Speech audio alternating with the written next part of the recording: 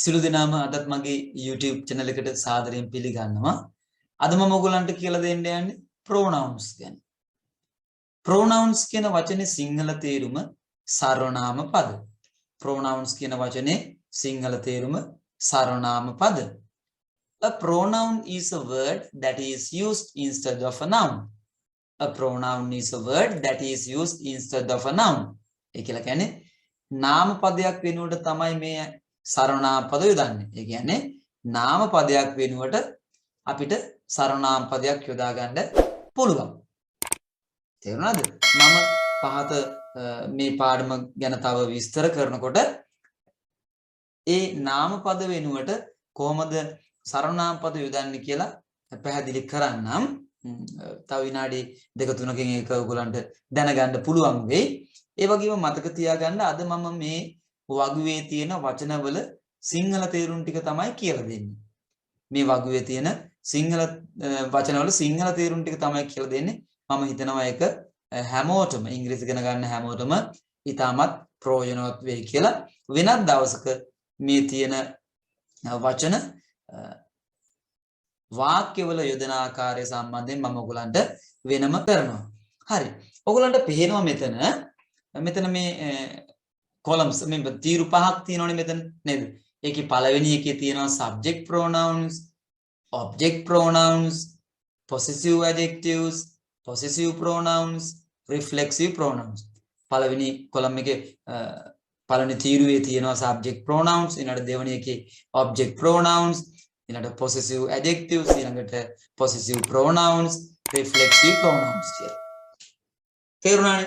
එතකොට මේ subject pronouns කියන එක යටතේ ඔයගොල්ලන්ට පේනවා I, we, you, they, he, she, it.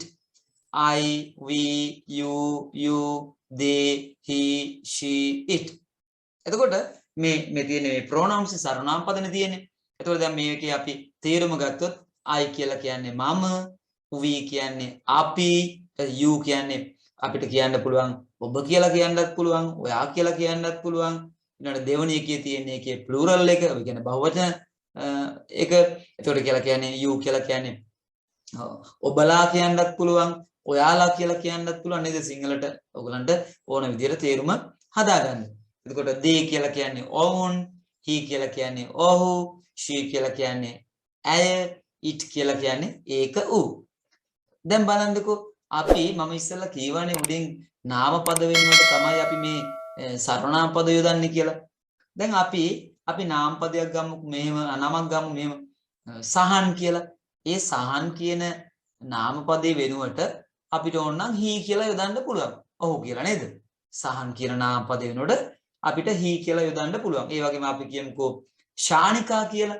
ඒතකොට ශානිකා කියන එකට ඒ වෙනුවට අපිට යොදන්න පුළුවන් she කියලා. නේද? ඇය කියලා යොදන්න පුළුවන්. අපි dog කියමුකෝ බල්ලා කියලා. ඒකට ඕනනම් it කියලා යොදන්න පුළුවන්. දැන් අපි කියමුකෝ මෙතන දැන් මගේ ඉස්සරහා අපි කියමුකෝ කවුරු හරි එක්කෙනෙක් ඉන්නවා කියලා. ඒකට එයාගේ නම කියන්න නැතුව ඕන මට you ඔයා කියලා කියන්න පුළුවන්, ඔබ කියලා. නිකන් එක්කෙනෙකුට වැඩි ඉන්නවනම් ඒත් you මයි යොදන්නේ. ඒකට ඔයාලා නැත්නම් ඔබලා කියලානේ කියන්න වෙන්නේ. නේද? ඊට පස්සේ දැන් අපි මෙහෙම ගත්තොත් එහෙම දැන් හිතන්නකෝ දැන් මම මෙතන ඉන්නවා තුෂාන්ත. ඒකට මගේ නම තුෂාන්ත. තව එක්කෙනෙක් ඉන්නවා අපි කියමුකෝ ශානිකා. ඊට පස්සේ අපි ඉන්න සහන් කියලා තව කවුරු හරි ඉන්නවා කියමු. එතකොට අපි මේ ඉන්න හැම දෙනාම වෙනුවට ඒගොල්ලෝ අපි හැමෝ වෙනුවෙන් අපිට කියන්න පුළුවන්. ඒ කියන්නේ අපි හැමෝටම යොදා ගන්න පුළුවන් මොකද්ද? ඔවි කියලා. අපි කියලා කියන්න පුළුවන්. නේද? අපි කියලා කියන්න පුළුවන්. දැන් තුෂාන්ත, ශානිකා, සහන් එහෙම කට්ටිය ඉන්නවා. ඉතින් අපි දැන් නම එහෙම කියන්නේ නැතුව නේද? එහෙම නම් ටික කියන්නේ නැතුව එක එකනා කියනවාද අපි කියනවා පොදුවේ අපි කියලා.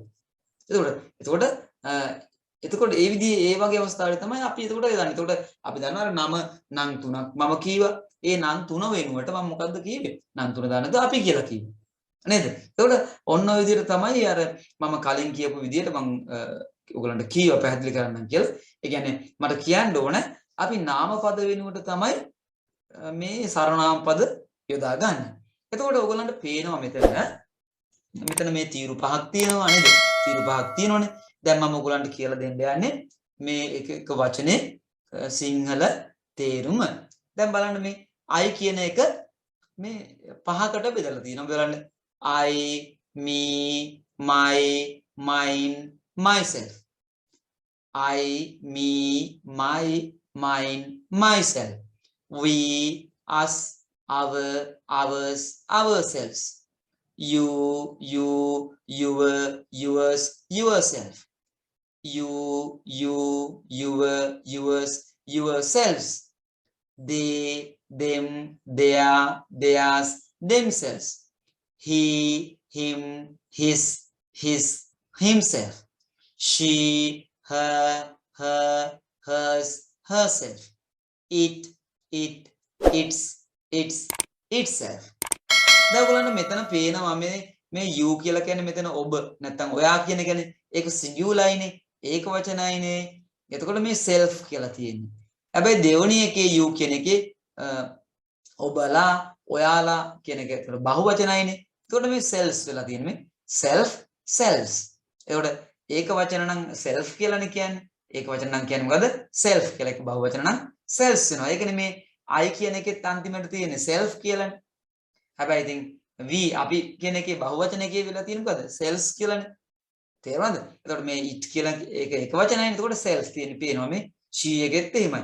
he එකෙත් එහෙමයි මේ self කියලා තියෙන්නේ. හැබැයි they කියන එකේ මොකද වෙලා තියෙන්නේ? එතකොට selves වෙලා. තේරුණාද?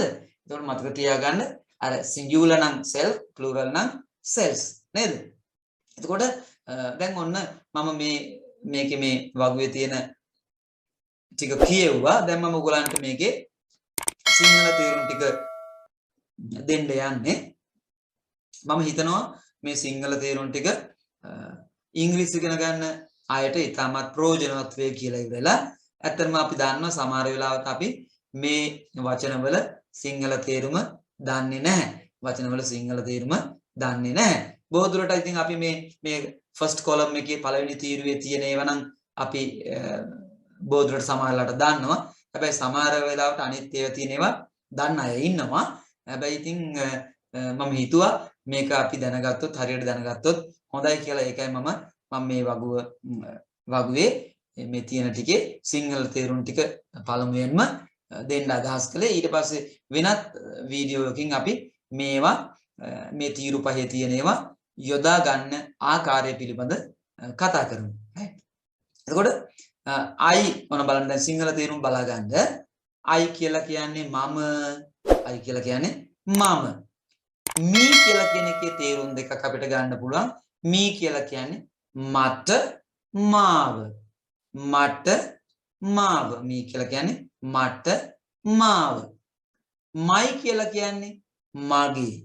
my කියලා කියන්නේ මගේ. mine කියලා කියන්නේ මගේ තමයි. නමුත් අපි මේවා වාක්‍යවල යොදනකොට මේවා මේ අර එක විදිහට යොදන්න බෑ. තේරුණාද? මේ my කියන එකේ තේරුම දැන් මේ සමානයි වගේ අපිට පෙවුනට එක තැනට එක විදිහට අපිට යොදන්න බෑ මේවා. මම මේවා වාක්‍යවල යොදනකොට මම මේ පිළිබඳ විස්තර කරන්නම්.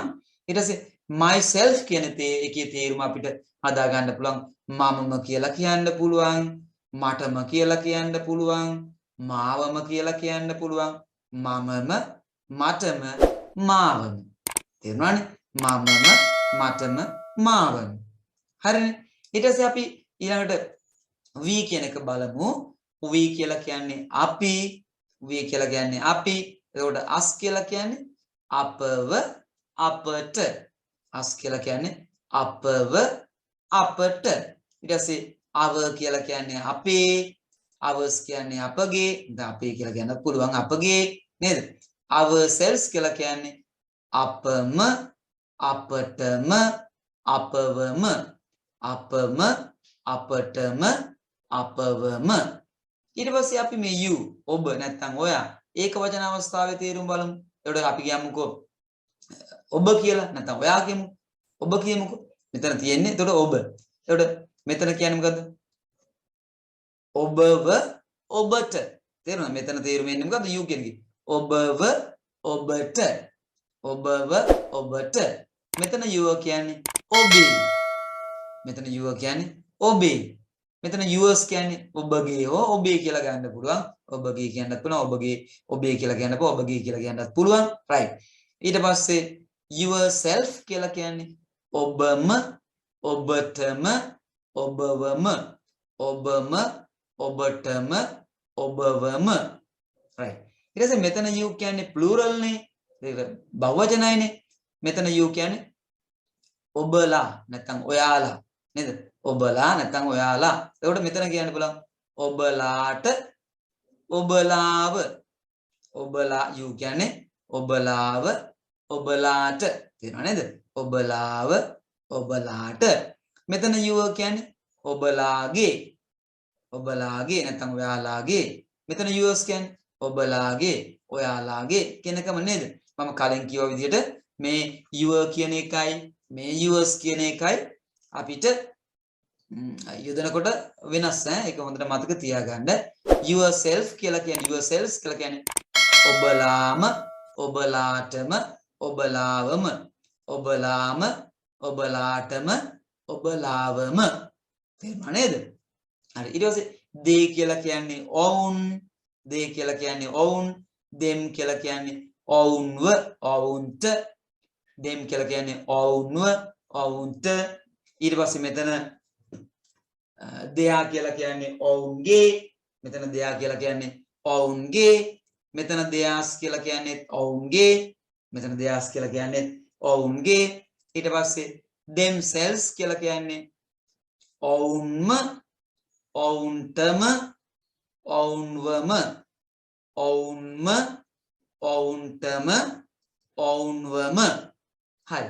ඊට මෙතන බලමු අපි he කියලා කියන්නේ ඔහු, he කියලා කියන්නේ ඔහු, him කියලා කියන්නේ ඔහුව, ඔහුට, ඔහුව, ඔහුට. ඊට පස්සේ his කියලා කියන්නේ ඔහුගේ, මෙතන his කියලා කියන්නේ ඔහුගේ, himself කියලා කියන්නේ ඔහුම, ඔහුටම, ඔහුවම, ඔහුම, ඔහුටම, ඔහුවම. ඊට පස්සේ she කියලා කියන්නේ ඇය, මෙතන her කියන්නේ ඇයව, ඇයට, ඇයව, ඇයට. her කියන්නේ ඇගේ, hers කියන්නේ ඇයගේ, ඇගේ හෝ ඇයගේ. herself කියලා කියන්නේ ඈම, ඈටම, ඈවම, ඈම, ඈටම, ඈවම. ඊට පස්සේ මම කියනවා it, it කියලා කියන්නේ ඒක ඌ කියන එකනේ නේද? ඒක නැත්තම් ඌ කියන එකනේ. ඒකට මම මෙතන it කියන ඌව ඌට, ඌව ඌට. තේරුණාද? ඒකට it's කියලා කියන්නේ උගේ නැත්තම් ඒකේ කියලා කියන්නත් පුළුවන් නේද? මෙතන it's කියලා කියන්නේ උගේ නැත්තම් ඒකේ. itself කියලා කියන්නේ ඌම, ඌතම, ඌවම, ඌම, ඌටම, ඌවම, ඌම, ඌතම, ඌවම. මම ඊට පස්සේ ඔයගලන්ට කියවනේ මේවා මම පස්සේ වෙනත් පාඩමක තමයි මේවා යොදන ආකාරය පිළිබඳ කියලා විස්තර කරන්න කියලා. මම අදට එකක් කියන්න ඔයගලන්ට පොඩ්ඩක් අවබෝධ කරලා දෙන්න ඕන හින්දා දැන් මේ අපි මේ පළවෙනි තීරුවේ තියෙන ඒවා එන්නේ වාක්‍යවල සබ්ජෙක්ට් හැටියට, කර්තෘපද හැටියට තමයි එන්නේ. කර්තෘපද තවත් වෙන අවස්ථාවක් තියෙනවා. දැනට මතක තියාගන්න අපි වැඩි වශයෙන්ම මේ පළවෙනි තීරුවේ ඒවා කර්තෘපද හැටියට තමයි යොදන්නේ වාක්‍යවල. දැන් උදාහරණයකට මම කියනවා මෙහෙම. I teach English. මම උගන්වන්නේ ඉංග්‍රීසි. නැත්නම් මම ඉංග්‍රීසි උගන්වනවා. I teach English. We learn English. නේද? ඊට පස්සේ they are playing cricket. නේද? අපි කියමුකෝ he is reading a book. ඒතකොට දැන් ඔයගලන්ට මේ හැමතැනම පෙවුනා නේද? දැන් දැන් සාමාන්‍ය විදිහට කියනවා නම් මම කියනවා I teach English. දැන් මම උගන්වනවා නම් උගන්වන්න ඉන්න නිසා මම කියනවා එහෙම ඒ විදිහට හදුවොත් එහෙම I am teaching English කියලා කියන්නේ කොහොම හරි I කියන එකනේ මුලට ආවේ. දැන් සමහර ඒවා they ආවා. නේද? එතකොට මට කියන්න ඕනේ දැන් ඒ හැම එකක්ම ආවේ. දැන් උදාහරණයකට I am teaching English කිව්වොත් I මුලට ආවා. නේද? They are playing cricket in the ground now කියලා කිව්වොත් they මුලට ආවා. දැන් she is cooking කියලා කිව්වොත් එහෙම she මුලට ආවා. ඒ කියන්නේ මට කියන්න ඕනේ කර්තෘ පද හැටියට තමයි ඒවා මේ මෙතන තියෙන පළවෙනි තීරුවේ තියෙන ඒවා එන්නේ. තව අවස්ථාවක් තියෙනවා මම ඒක කියලා දෙන්නම්. ඊට පස්සේ මේ දෙවෙනි පේළියේ තියෙන ඒවා එන්නේ මේ කර්ම පද හැටියට. objects හැටියට. දැන් උදාහරණයකට මම කියනවා මෙහෙම. මම ඇයව දැක්කා. එතකොට I saw her. මම ඔහුව දැක්කා. I saw him. මම ඔවුන්ව දැක්කා. I saw them. එතකොට අපිට කියන්න බෑනේ මේව දාන්න බෑ. පළවෙනි තීරුවේව දාන්න බෑ. ඊට පස්සේ මෙතන මේවා එන්නේ නාම පද ඉස්සරහට. නාම පදයක් ඉස්සරහට වෙලා අයිතියක් ගැන කියනවා. ඔන්න බලන්න මම කියන මේ විදිහට මම කියනවා my එක දාමු. my house. මේ මගේ ගෙදර. our car. අපේ කාර් එක. ඊට පස්සේ your father. ඔබේ තාත්තා. තේරුණාද? එතකොට නාම පද ඉස්සරහට තමයි මේවා එන්නේ. තේරුණාද? නාම පද ඉස්සරහට තමයි මේවා එන්නේ. මේවා අර මේ මෙතන තියෙන තේරුමම තිබ්බට යෙදෙන ආකාරය වෙනස්. දැන් මම කියනවා මේ ඉන්නේ මගේ යාළුවෙක්. මේ ඉන්නේ මගේ යාළුවෙක්. මම කියනවා this is a friend of mine. This is a friend of mine. මේ ඉන්නේ මගේ යාළුවෙක්. This is a friend of mine. එතකොට this is a friend of my කියලා කියන්න බෑ. එතකොට my කියලා මෙතනනේ තියෙන්නේ නේද? my කියලා කියන්න බෑ. දැන් මෙතන එකකුත් ගමු අපි බලන්න මේ විදිහට. මම කියනවා මෙන්න. මම ඒක කළා කියලා මෙහෙම කියනවා. I did it. I did it කියන්නේ මම ඒක කරානේ. I did it කියලා කියන්නේ මම ඒක කරා. I did it. මම ඒක කරා. එතකොට මම කියනවා මෙහෙම. I myself did it. I myself did it. එතකොට ඒකේ තේරුම මමමයි ඒක කරේ. මමමයි ඒක කරේ. තේරුණාද? I myself did it. මමමයි ඒක කරේ. තේරුණාද? ඊට පස්සේ ඕන අය කියන්න පුළුවන් I did it myself කියලා කියන්නත් පුළුවන්. I did it myself කියලා කියන්නත් පුළුවන්. මමමයි ඒක කරේ කියලා කියන්නේ. මට කොහොම හරි ඔයගොල්ලන්ට පැහැදිලි කරන්න ඕනේ මේ තියෙන ඒවා මේ තීරු පහේ තියෙන ඒවා එක තැන්වල එක විදිහට තමයි යෙදෙන්නේ. ඒ යොදන ආකාරය පිළිබඳ සම්පූර්ණ පාඩමක් මම ඔයගොල්ලන්ට වෙනත් දවසක තවත් වීඩියෝ එකකින් පැහැදිලි කරන්නම්. එහෙනම් මම හිතනවා මම මේකේ මේ pronouns මෙතන මේ වගුවේ ටේබල් එකේ මම ඔයගොල්ලන්ට සිංහල තේරුම දුන්නා. ඒ වගේම තව පොඩි අදහස් ටිකකුත් කීවා. කොයි වගේ අවස්ථාවකද මේවා යොදා ගන්න පුළුවන් කියලා.